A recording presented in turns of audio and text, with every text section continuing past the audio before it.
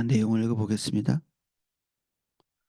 여호와여, 내 마음이 교만하지 아니하고 내 눈이 오만하지 아니하오며 내가 큰 일과 감당치 못할 놀라운 일을 하려고 힘을 쓰지 아니하나이다. 실로 내가 내 영혼으로 고요하고 평온하게 하기를 젖된 아이가 그 어머니 품에 있음 같게 하였나니 내 영혼이 젖된 아이와 같도다. 이스라엘아, 지금부터 영원까지 여호와를 바랄지어다. 아멘. 제가 한 번 더 읽겠습니다.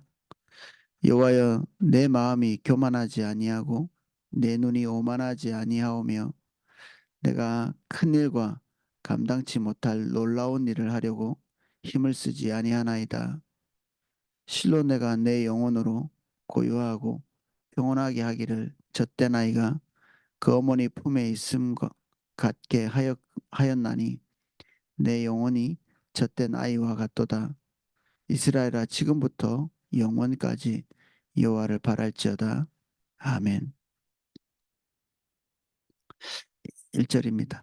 이 다윗의 시라고 되어 있는데 아,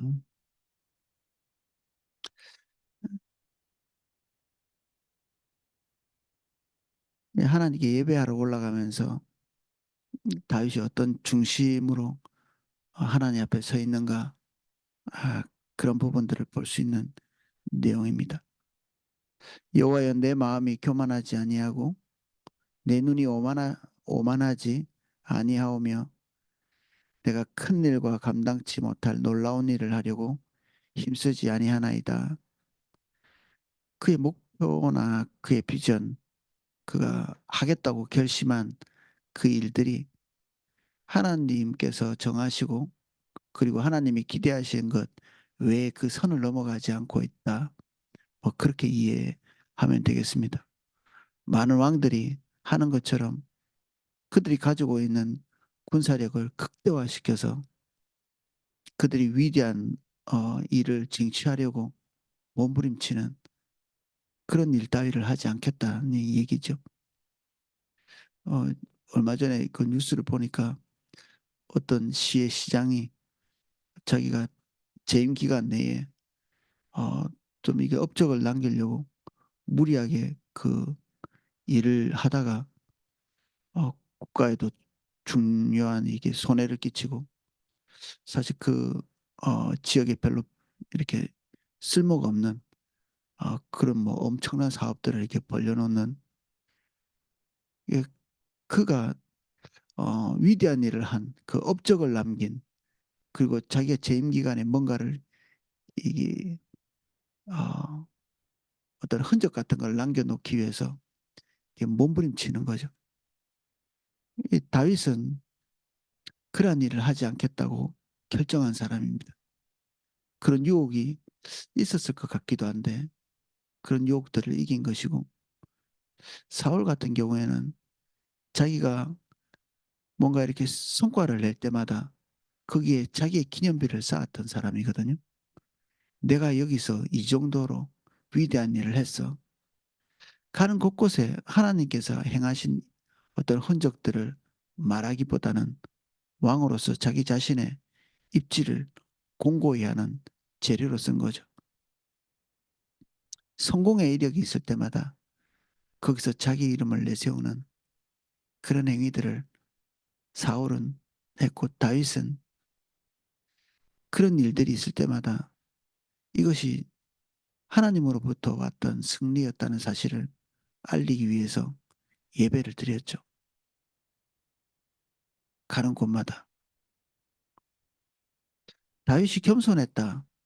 여기에는 교만하지 아니하고 이런 얘기를 했는데 결국 겸손이라는 것은 정직함과 연결되어 있습니다. 하나님의 사람들은 하나님께서 자신을 도우셔서 도달한 그 성과물 앞에서 정직함을 가지고 있습니다. 이것이 내 능력으로 된 것이 아니다. 그리고 처음부터 출발부터 하나님께서 자신에게 주신 그 목표였음을 이해하고 거기에 머물러 있죠. 자기가 설정한 목표는 그것을 이루기 위해서 몸부림을 쳐야 합니다. 죽을 똥 살 똥 그것이 헛수고가 되지 않기 위해서 애를 쓰고 몸부림치고 하나님으로부터 왔는지 아니면 자기 자신의 착함이나 어떤 상처 그리고 뭐 한맺힘 같은 그런 데서 출처 그런 데서부터 출발한 어 목표들은 하나님이 지지하시지 않죠. 그래서 그가 아침부터 그 밤늦게까지 몸부림쳐서 일하는 결국 그것이 완성되고 이루어지면 하나님의 은혜다고 말할지 모르지만 결국 자기 자신의 성취에 이렇게 녹아지는 이게 모든 사람들에게 오는 유혹인데 다윗은 그 유혹을 극복해내고 있죠. 처음부터 그랬을까 뭐 이런 생각도 해 봤습니다 아침에. 단이 하나님 앞에서 깎이고 그리고 그가 설정했던 목표들에 좌절을 겪고 하는 그런 과정에서 이런 생각 테두리 내에서 머물렀던 거 아닐까. 그도 하나님이 정하신 그 어떤 축복의 영역을 넘어서서 우리아의 아내를 범하고 그리고 하나님께서 원하시지 않는 군사력 증강을 위해서 인구 조사를 하는 이런 행위들을 했었고 그것 때문에 그가 기대하는 바를 얻기보다는 도리어 반대 방향으로 가는 전염병을 통해서 사람들이 백성들이 죽어나가고 하는 그런 일들. 그래서 이후에 다윗의 삶을 보면 전쟁이 끝나고 나면 그 사로잡은 말들의 발목에 힘줄을 끊어버리는 그런 일들이 있습니다. 이미 쟁취한 말들이 뭐 관리만 잘하면 고대 사회에서는 중요한 군사력이 될 수 있음에도 불구하고 그것들을 모아서 더 많은 영역을 정복하고 더 많은 나라와 싸워서 자기의 입지를 넓혀가는 그런 행위들을 하지 않는 왕이었죠. 아시리아나 바벨론은 자기가 세력을 펼칠 수 있는 데까지 전쟁하고 옆 나라들을 쓰러뜨리고 뭐 몽골이나 우리가 알고 있는 좀 강했다고 하는 나라들 그리고 우리는 그것에 대해서 박수치고 대단했네 그런 평가를 내리죠. 그들이 대단하게 보이는 것은 사실 우리 마음에도 그런 것들이 있기 때문이죠. 부러워하는 것입니다. 부러워하는 것.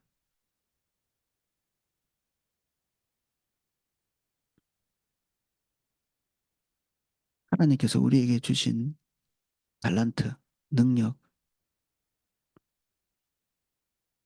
이것이 뭐 한 달란트부터 열 달란트까지 많은데 우리 주변에서 누군가가 그럴듯한 성과를 내면 또 우리도 거기에 이르기 위해서 몸부림치는 그래서 오죽하면 뭐 엄치나 이런 얘기가 있겠습니까? 자기 자식도 옆집 자식처럼 더 뛰어나고 또 자랑할 만한 그런 모습을 갖게 하려고 막 옆집 아이 잘하는 것 이런 거 자랑하다가 자기 자식의 마음에 상처를 내는 뭐 이런 것들이 아, 각 개인의 야심이죠. 거기다 교회 다니는 사람들은 뭐 하나님께 영광 돌린다고 하는 그런 거짓말들을 또 붙여서 얘기하기도 합니다.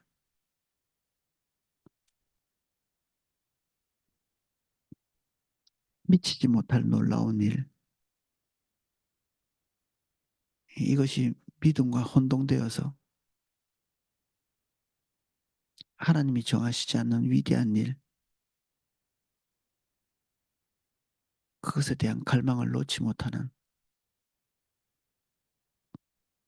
그 야망과 비전이 혼재되어 있는, 뒤섞여 있는 그런 모습에서 어,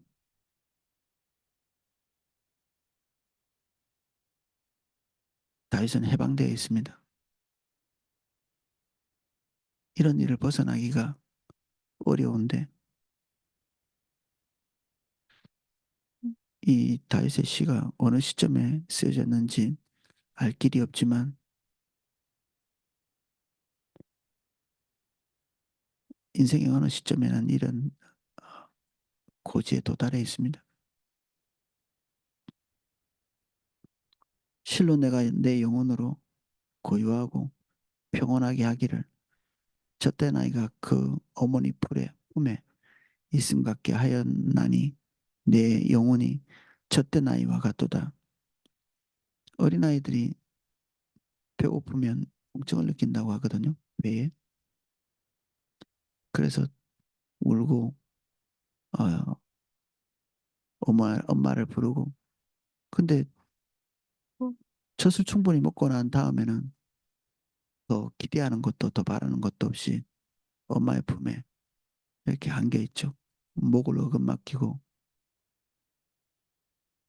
다윗이 그러한 모습들을 봤겠죠. 자기 자녀들을 이렇게 관찰했든지 더 바랄 것이 없는 평온의 모습. 자기 영혼에 그것이 와 있는 것을 발견하는 것입니다. 더할 나위 없는 평온이 와 있는 자기 목표, 자기 야망, 그리고 자기 기대가 남아있는 한 평온은 없죠. 그걸 이루기 위해서 분투하고 있는 그 시간 동안에는 자기 자신에게도 자기와 관련되어 있는 사람들의 삶에도 평온이 없습니다. 이스라엘아 지금부터 영원까지 여호와를 바랄지어다. 하나님 앞에서 하나님이 마치 어머니의 품같이 다윗은 그렇게 안겨 있고 하나님께서 정하신 그 영역 안에서 안식을 누리는 그런 고백들을 하고 있습니다. 주님이 우리에게 정해 주신 것은 우리에게 평온을 가져다 줄 것입니다. 우리의 비전이 우리를 괴롭히고 또 미치지 못할 것들을 어, 쟁취하기 위해서 분투하는 이런 것들이 내리치려면 내가 어디까지 가야 되는지를 알아야 되겠죠. 하나님이 나를 어디까지 가게 하시는가? 가야 하는데 멈춰서도 한다고 멈추라고 하셨는데 가는 일도 없어야 하고 오늘 주님께서 우리의 발을 정하시고 갈 길을 정하시고 그리고 할 일을 말씀하시는 그런 시간 되시기를 예수님 이름 축복합니다. 자, 기도하겠습니다.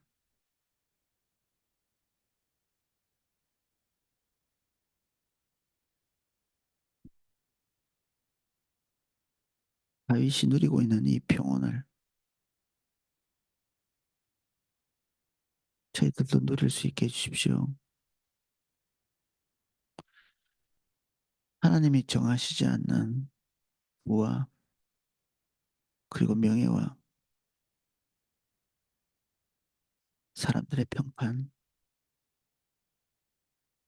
그리고 나 스스로 정한 목표들에서 해방되게 하시고 우리 삶 안에 주님의 기대 외에는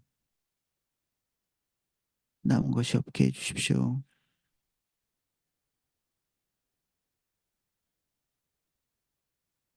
다윗에게 기름 부어 주신 이 평온의 삶을 우리에게 기름 부어 주시기를 간구합니다. 미치지 못할 기이한 일들을 내 마음에서 제해 주십시오. 미치지 못할 기이한 일,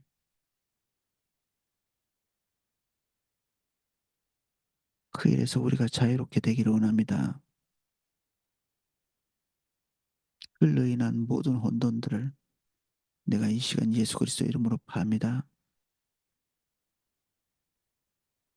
우리의 잡다하고 사사로운 모든 것들을 제하여 주시고 깨끗하고 순전한 마음으로 주님만 따라갈 수 있도록 은혜 주십시오.